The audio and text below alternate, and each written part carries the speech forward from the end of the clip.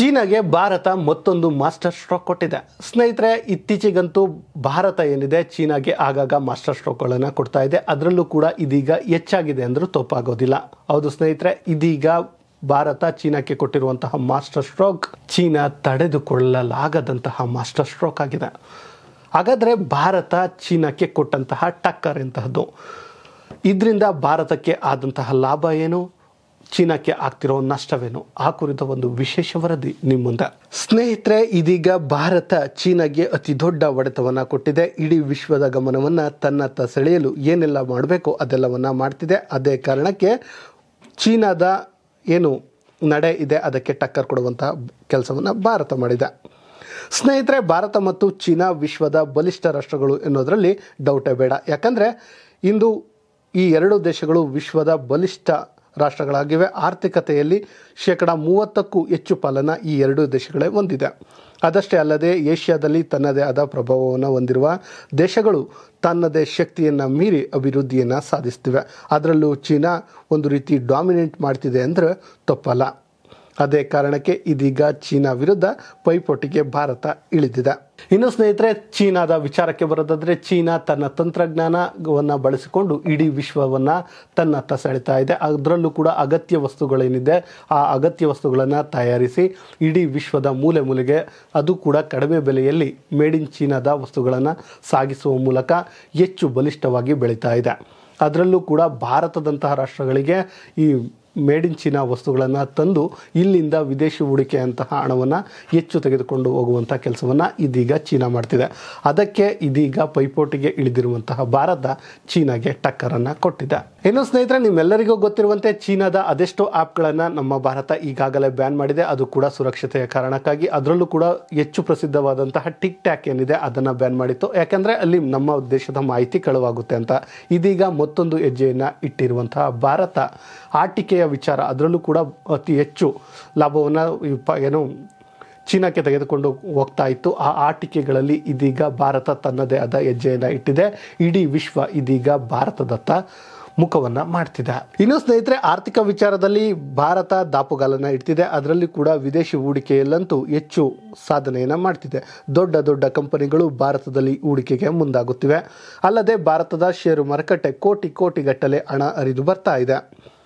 ಮೊದಲು ಚೀನಾ ಷೇರು ಮಾರುಕಟ್ಟೆಯಲ್ಲಿ ಹೂಡಿಕೆ ಮಾಡಲಾಗಿದ್ದ ಅದೆಷ್ಟೋ ಹಣ ಇದೀಗ ಭಾರತೀಯ ಷೇರು ಮಾರುಕಟ್ಟೆಗೆ ಬಂದಿದೆ. ಚೀನಾದ ಕೆಲ ಮಾರುಕಟ್ಟೆಗಳಿಂದ ಏನು ವಿದೇಶಿ ಹೂಡಿಕೆ ಇತ್ತು ಅದೆಲ್ಲವೂ ಭಾರತಕ್ಕೆ ಬರಲು ಕಾರಣವಾಗಿದೆ. ಅದಕ್ಕೆ ಕಾರಣ ಏನಂದರೆ ಭಾರತ ಉಳಿಸಿಕೊಂಡಿರುವಂತಹ ನಂಬಿಕೆ. ಇದಷ್ಟೇ ಅಲ್ಲದೆ ಭಾರತದ ರಕ್ಷಣಾ ವಿಚಾರದಲ್ಲೂ ಚೀನಾಗೆ ಟಾಂಗ್ ಕೊಡುವಂಥ ವಿಚಾರವನ್ನು ಇದೀಗ ಭಾರತ ಮಾಡ್ತಿದೆ. ಇತ್ತೀಚೆಗಷ್ಟೇ ಸೆಲಾ ಎನ್ನುವಂತಹ ಏನು ಸುರಂಗ ಮಾರ್ಗ ಇದೆ ಆ ಸುರಂಗ ಮಾರ್ಗವನ್ನು ಉದ್ಘಾಟನೆ ಮಾಡುವ ಮೂಲಕ ಚೀನಾಗೆ ಟಾಂಗ್ ಕೊಡುವಂತಹ ಕೆಲಸವನ್ನು ಭಾರತ ಮಾಡಿತ್ತು. ಅದೇ ಕಾರಣಕ್ಕೆ ಈ ಸುರಂಗ ಏನಿದೆ ಅದರ ಬಗ್ಗೆ ಚೀನಾ ವಿರುದ್ಧವಾದ ಹೇಳಿಕೆಗಳನ್ನು ಕೊಟ್ಟಿದ್ದು ನಿಮ್ಮೆಲ್ಲರಿಗೂ ಗೊತ್ತಿರುವಂಥ ವಿಚಾರ. ಆದರೆ ಇದರ ಬಗ್ಗೆ ಭಾರತ ಕೂಡ ತಲೆನೇ ಕೆಡಿಸ್ಕೊಳ್ಳಿಲ್ಲ. ಇನ್ನು ಸ್ನೇಹಿತರೆ, ಇದೀಗ ಚೀನಾದ ಜೀವಳವಾಗಿರುವಂತಹ ಆರ್ಥಿಕತೆಗೆ ಬೆನ್ನೆಲುಬಾಗಿರುವಂತಹ ತಂತ್ರಜ್ಞಾನ ಮತ್ತು ಚಿಕ್ಕ ಪುಟ್ಟ ವಸ್ತುಗಳು, ಅದರಲ್ಲಿಯೂ ವಿಶೇಷವಾಗಿ ಆಟಿಕೆ ವಸ್ತುಗಳಿಗೆ ಪ್ರಸಿದ್ಧವಾಗಿರುವಂತಹ ಚೀನಾಗೆ ಭಾರತ ಟಕ್ಕರ್ ಕೊಟ್ಟಿದೆ. ಅದೇಗೆ ಅಂತೀರಾ ಸ್ನೇಹಿತರೆ, ಕಳೆದ 10 ವರ್ಷಗಳಲ್ಲಿ ಭಾರತದ ಆಟಿಕೆ ತಯಾರಿಕೆಯಲ್ಲಿ ಪ್ರಾಬಲ್ಯವನ್ನು ಮೆರೆದಿದೆ. ಜನಪ್ರಿಯ ಬ್ರ್ಯಾಂಡ್ಗಳಾದ ಅಸ್ಟ್ರೋಬ್, ಮ್ಯಾಟ್ವೆಲ್ ಮತ್ತು ಸ್ವಿನ್ ಮಾಸ್ಟರ್ ಸೋರ್ಸಿಂಗ್ ಗಾಗಿ ಹೆಚ್ಚು ಏನಿದ್ದಾವೆ ಕಂಪನಿಗಳು ಅವೆಲ್ಲವೂ ಭಾರತವನ್ನು ಹೆಚ್ಚು ಅವಲಂಬಿಸಿವೆ. ಇವುಗಳು ಎಲ್ಲವೂ ಕೂಡ ಮಕ್ಕಳ ಆಟಿಕೆಗೆ ಸಂಬಂಧಪಟ್ಟಂತಹ ಕಂಪನಿಗಳೇ ಆಗಿವೆ. ಇನ್ನು ಸ್ನೇಹಿತರೆ, ಇದು ಭಾರತಕ್ಕೆ ಲಾಭವನ್ನು ತಂದುಕೊಟ್ರೆ ಇದು ಚೀನಾಗೆ ನಷ್ಟವನ್ನು ಉಂಟು ಮಾಡಿದೆ. ಭಾರತದ ಆಟಿಕೆ ಉದ್ಯಮ ಏನಿದೆ ಫೈನಾನ್ಷಿಯಲ್ ಇಯರ್ 2015ರಿಂದ ಫೈನಾನ್ಷಿಯಲ್ ಇಯರ್ 2023ರವರೆಗೆ ಕ್ಷಿಪ್ರ ಕ್ರಾಂತಿಯನ್ನು ಸಾಧಿಸಿದೆ. ರಫ್ತುಗಳ ಪ್ರಮಾಣ ಏನಿದೆ 239% ಹೆಚ್ಚಾಗಿದ್ದು ಆಮದಿನ ಪ್ರಮಾಣ 52% ಕಡಿಮೆಯಾಗಿದ್ದು ಭಾರತದ ಆರ್ಥಿಕತೆಗೆ ಬಲವನ್ನು ತಂದುಕೊಟ್ಟಿದೆ. ಇನ್ನು ಸ್ನೇಹಿತರೆ, ನಿಮಗೆ ಗೊತ್ತಿರುವಂತೆ ಭಾರತದ ಆಟಿಕೆಗಳ ಮಾರಾಟಕ್ಕೆ bureau of Indian standard BIS ಅನುಮೋದನೆ ಕಡ್ಡಾಯವಾಗಿದೆ. ರಕ್ಷಣಾ ನೀತಿ ಚೀನಾ +1 ತಂತ್ರ ಮತ್ತು ಮೂಲ ಕಸ್ಟಮ್ ಸುಂಕವನ್ನು 70% ಹೆಚ್ಚಿಸಿರುವ ಕಾರಣ ಭಾರತದ ಆಟಿಕೆ ಉದ್ಯಮ ಹೆಚ್ಚು ಆಕರ್ಷಣೆಗೆ ಒಳಗಾಗ್ತಿದೆ. ಇದಷ್ಟೇ ಅಲ್ಲದೆ ಇಟಾಲಿಯನ್ ಪ್ರಮುಖ ಕಂಪನಿಗಳಾದ ಡ್ರೀಮ್ ಬ್ಲಾಸ್ಟ್, ಮೈಕ್ರೋಪ್ಲಾಸ್ಟ್ ಮತ್ತು ಇಂಕಾಸ್ ನಂತಹ ಪ್ರಮುಖ ತಯಾರಕರು ಕ್ರಮೇಣ ಚೀನಾದಿಂದ ಭಾರತದತ್ತ ಗಮನವನ್ನು ಹರಿಸ್ತಾ ಇದ್ದಾರೆ. ಇದರ ಜೊತೆಗೆ ಅನೇಕ ಕಂಪನಿಗಳು ಭಾರತದಲ್ಲಿ ನೆಲೆಯನ್ನು ಸ್ಥಾಪಿಸಿವೆ. ಇನ್ನು ಸ್ನೇಹಿತರೆ, ಜನವರಿ 1, 2021 ಭಾರತ BISನಿಂದ ಪ್ರಮಾಣೀಕರಿಸದ ಆಟಿಕೆಗಳನ್ನು ಮಾರಾಟ ಏನಿದೆ ಅದನ್ನು ನಿಷೇಧಿಸಿತು. ಇದು ಭಾರತಕ್ಕೆ ಒಂದು ರೀತಿ ವರವಾಗಿತ್ತು. ಅದಷ್ಟೇ ಅಲ್ಲದೆ ಆಟಿಕೆಗಳ ಮೇಲಿನ ಮೂಲ ಸುಂಕ ಏನಿದೆ ಅದನ್ನು 20ರಿಂದ 60ಕ್ಕೆ ಹೆಚ್ಚಿಸುವಂಥ ಕೆಲಸವನ್ನು ಮಾಡಿತ್ತು. ಇದೆಲ್ಲವೂ ಭಾರತಕ್ಕೆ ಒಂದು ರೀತಿ ಲಾಭವನ್ನಾಗಿ ತಂದುಕೊಟ್ಟಿತ್ತು. ಇನ್ನು ಟಾಯ್ಸ್ ಅಸೋಸಿಯೇಷನ್ ಆಫ್ ಇಂಡಿಯಾ ಅದ್ಯಾಗೋ ಸೂಕ್ಷ್ಮ ಮತ್ತು ಸಣ್ಣ ಉದ್ಯಮಗಳೇನಿದೆ ಅವುಗಳನ್ನು ಬೆಂಬಲಿಸುವ ಸಲುವಾಗಿ ಇನ್ನೂ ಕೆಲವೊಂದು ಸಡಿಲಿಕೆಗಳನ್ನು ಮಾಡಬೇಕಾಗಿದೆ. ಇನ್ನು ದೇಶದಲ್ಲಿ 6,000 ಆಟಿಕೆ ತಯಾರಿಕಾ ಘಟಕಗಳ ಪೈಕಿ 1,500 ಮಾತ್ರ BSIನಲ್ಲಿ ಪರವಾನಗಿಯನ್ನು ಪಡೆದಿವೆ. ಸೊ ಇದೆಲ್ಲ ವಿಚಾರವನ್ನು ಗಮನಿಸ್ತಾ ಇದ್ದರೆ ಇದೀಗ ಭಾರತ ಹಲವು ರೀತಿಯಲ್ಲಿ ಅಭಿವೃದ್ಧಿಯನ್ನು ಹೊಂದ್ತಾ ಇದೆ.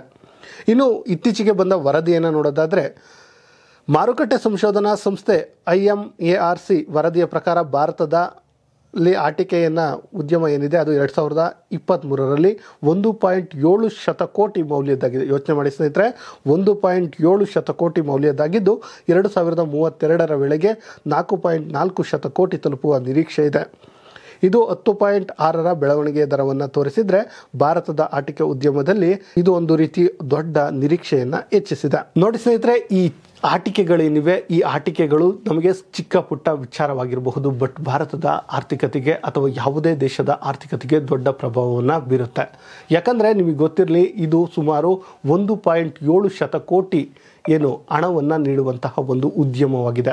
ನಾವು ಆಟಿಕೆಗಳನ್ನು ಸಣ್ಣದಾಗಿ ಬಿಂಬಿಸಿಕೊಂಡಿರಬಹುದು, ಆದರೆ ಇದರಿಂದ ಬರುವಂತಹ ಲಾಭ ಅದೆಷ್ಟೋ ಅಭಿವೃದ್ಧಿಕಾರಿಗಳಿಗೆ ಕಾರಣವಾಗುತ್ತೆ. ಅದೇ ಕಾರಣಕ್ಕೆ ಇದೀಗ ಭಾರತ ಚೀನಾದಿಂದ ಈ ಮೊದಲು ಸುಮಾರು 1.7 ಶತಕೋಟಿ ಅಂದರೆ ಹಣ ಏನಿದೆ ಅಷ್ಟು ಹಣವನ್ನು ಚೀನಾಗೆ ಕೊಡಬೇಕಿತ್ತು. ಬಟ್ ಇದೀಗ ಭಾರತ ಅದನ್ನು ಭಾರತದಲ್ಲಿಯೇ ತಯಾರಿಸುವ ಮೂಲಕ ಅಷ್ಟು ಹಣವನ್ನು ಉಳಿಸಿದೆ. ಅದಷ್ಟೇ ಅಲ್ಲದೆ ವಿದೇಶಿ ಈ ಆಟಿಕೆ ತಯಾರಿಕಾ ಕಂಪನಿಗಳು ಭಾರತದಲ್ಲಿ ಬಂದು ಇಲ್ಲಿಯೇ ತಯಾರಿಸುವಂಥ ಕೆಲಸವನ್ನು ಮಾಡ್ತಿದ್ದು ಭಾರತಕ್ಕೆ ಹೆಚ್ಚಿನ ಆದ್ಯತೆ ಸಿಗ್ತಾ ಇದೆ.